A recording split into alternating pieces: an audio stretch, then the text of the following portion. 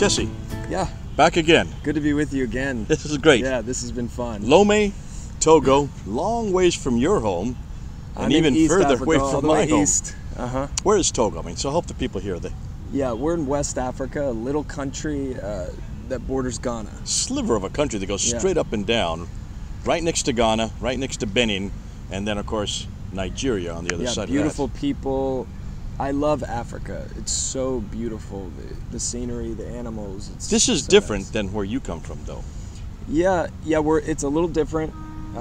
We're in a semi-arid area of Kenya, so definitely the climate is different, more dry than here. Now, we were talking about apologetics and polemics. We're going into some of the dynamics, how you need to have a robust, not only a robust defense, but also a robust offense. We need to go both defense and offense, especially in Africa, because in Africa they seem to understand that better than others. You've noticed that in Uganda and in Kenya, and of course with the Somalis there in northern Kenya. Explain that, expand that. What do you mean that you almost have to be able to go both ends, forward and backward? Right. I mean, you have to. I think it's an issue of love, right? Muslims are raised with fundamental philosophical objections to the Christian faith, particularly atonement, through the death of Jesus Christ and the deity of Christ. Atonement I call because that the of stumbling block. chapter 6, 164 and chapter 53, They deny the 38. crucifixion, death of Jesus. No one can take on the guilt of another. Right. And then exactly. chapter 4, verse 157, Jesus was not crucified. It Right. made it to be, it seemed to be, which means it suggests that someone else died in his place. Right, and their biggest objection is, of course, about the deity of Christ, and so we need to answer them. So for me, apologetics and polemics is about love, because if you don't answer those questions, who is going to? Who is going to remove the barriers that is in the Muslim's heart and mind that keeps them from faith? No one's going to answer them except you and me, except believers. Or those who are watching Exactly. this right now. So really what you're saying is, if you really love them, then why don't you do... And here's... We have to answer their questions. Because they demand it, they want these answers. In fact, isn't it fascinating that in both of our experiences, we have found as soon as we say we're Christians, as soon as we say that we love Jesus, we believe He is God, as soon as we make a statement like we believe the Bible is the Word of God, there's a whole litany of questions that come pouring out. They That's right. already know that who we That's are, what right. we're all about. Yeah. And they want to know, how is it that 1 + 1 + 1 can equal 1? These are Right. good questions. These are perfectly good questions, but we don't really train people up to answer these questions, do we? Yeah, and most Christians just get upset. They get upset at the challenge. They get upset at the questions. The common question, if Jesus is God and He died on the cross, who was running the universe for 3 days? Well, He was dead. And most Christians hear something like that, or they'll say, if Jesus is the Son of God, who's the wife of God? Yeah, that's right. And Christians are not used to that type of thought, because they don't. Well, we're not really taught it, think first of all. Yeah. And we don't really talk to Muslims, so this is Right. new paradigm. So they get upset at it, and they don't realize that, okay, within those questions, which misunderstand the Christian faith in general, there are certain answers that the Muslims need, and we can remove those barriers that keep them from the faith And I'm going to introduce the gospel ask to you them. those questions in other videos. We're going to actually show how you in Africa answer those kind of questions. Yeah. But before we do that, let's talk still about methodology. Let me read, just before you go there, let me read Acts 19:8. Okay. Because this for me, and this is all over the New Testament, and this is what missions and evangelism many times is missing. We have all kinds of strategies and all kinds of things that people talk about in missiology, but why aren't we doing the biblical example of mission? So Paul said, this is just one example. He says, and he entered the synagogue and for 3 months spoke boldly, reasoning and persuading them about the kingdom of God. If he was in the synagogue, he had Yes. spent 3 months. They refused to accept him. He finally left it. He finally took brushed the dust from his feet. And where did he go right after that? Where did he go? Remind me. In the lecture hall of Tyrannus. Yes, yeah. And then it says for 2 years. 2 years. He discipling debated. believers. This is the debating chamber. If you go to Ephesus today, you can see it. This is a debating chamber. And for 2 years, he was in a debating chair. And what do you do in a debating chamber? You debate. And it says after he was there for 2 years, everybody had heard the gospel. Now, why don't we learn that in our schools?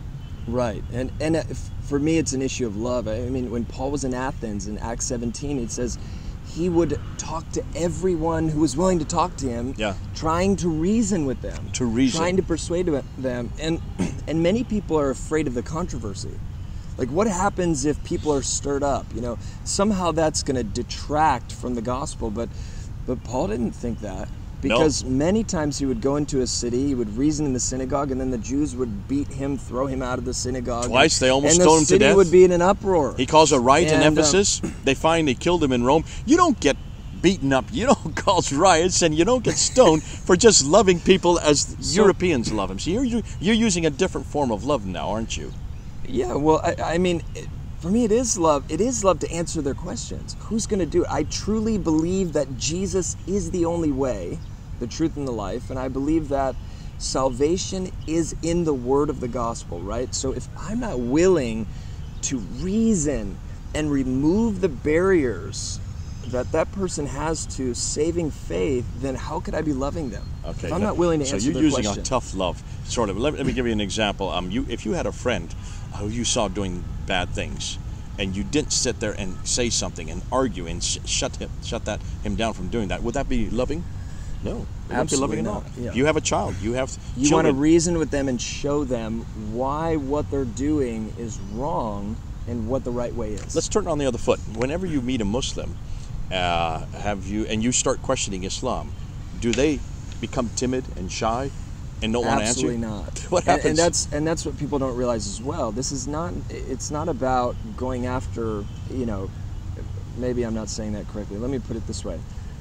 That Islam is coming after Christians. There are Dawah preachers all over the world. All over Africa, aren't they? The primary thing that they're doing is attacking the faith of Christianity. They're going after the Bible. They're going after what we believe about Jesus. They're going after what we believe about the crucifixion. And they're challenging Christian pastors. One time, let me just give you a story. We were invited with a friend of mine to an island off the lake, in Lake Victoria. So we took a wooden boat onto this island. And the pastors had called us there because there's a small church, but there's a mosque, and Muslims had been preaching there and converting Christians. So they were actually, and so I walk up to the debate, and this guy is railing in another language, and I said to my friend, "What's he saying?" And he said, "Well, he's saying everyone who says that Jesus is the Son of God has a demon." And you know where he got that? Matthew 16. He said Peter called Jesus the Son of God, and then Jesus said to Peter, "Get behind me, Satan." So just twisting scriptures, but you don't realize that these kinds of attacks are happening all over the world. Yeah.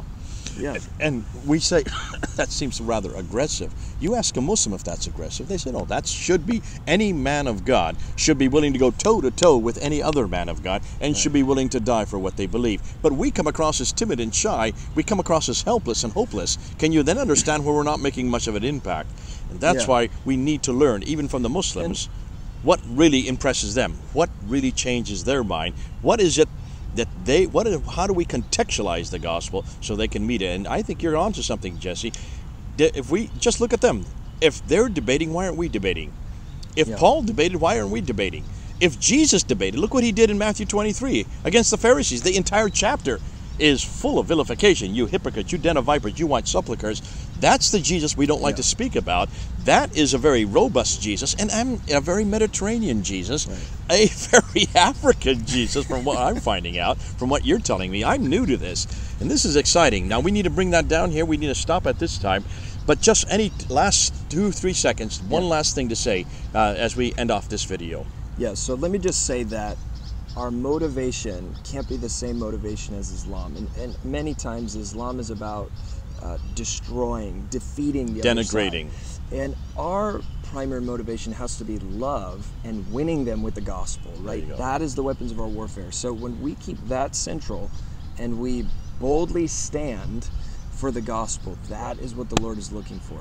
So before we go into the next segments, there's three primary issues that I believe Christian missionaries and evangelist Muslims need to be prepared in, and I have names for them. The first one is ground zero. That's the Bible. We have to learn how to answer the Bible because every conversation goes to the Bible. And then the second one is the death of Jesus. That's the bread and butter. That is the message that we have that is so unique, without it, we're all and so damned. powerful, and it's so much better than what Muslims have in the sense of winning an argument, because everything they believe about that is contrary to history. And then the third is what I call the stumbling block, and this is really where evangelists have a hard time. That is the deity of Christ. And so we're gonna, I want to talk about all three of those issues. We'll go through all three now. How we address them, and then how we turn it into polemical against the Quran. Because when the Quran contradicts all of those things of Christianity, it actually shows itself to be false. Okay, we're going to end there. Just before we leave, I just want to leave you with 2 Corinthians 10. Paul says we do not use weapons of this world. No, we don't use bombs, bullets, cruise missiles. We don't use the weapons even that the Muslims use in that context. We use principalities and power. And then in verse 5, he says, we use arguments. And we take captive every thought and make it obedient to Jesus Christ. That's really what we're talking about. That's exactly right. We use arguments. We're not there to use weapons of this world. I'm not there to hurt anybody physically or even emotionally. I want to use and take their argument, and they're good arguments, and bring it back to Jesus Christ. And everything we do for him, don't we? Yeah. Exactly. Thanks a lot, Jesse. God bless you. Here in Lome, in Togo, Jesse and Jay.